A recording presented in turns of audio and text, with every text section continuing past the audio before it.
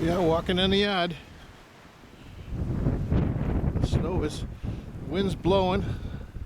There's a sleigh over there kind of covered up. In the old days, that thing would be running. Look at the drifts on the house. A lot of them we pulled down already.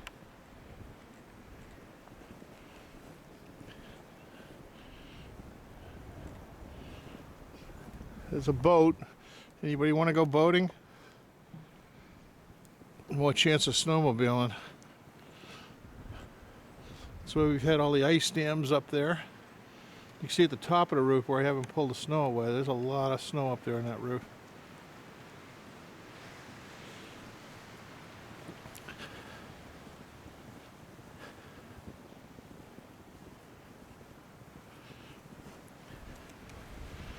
Got to get that snowmobile going. This is one of our little passageways.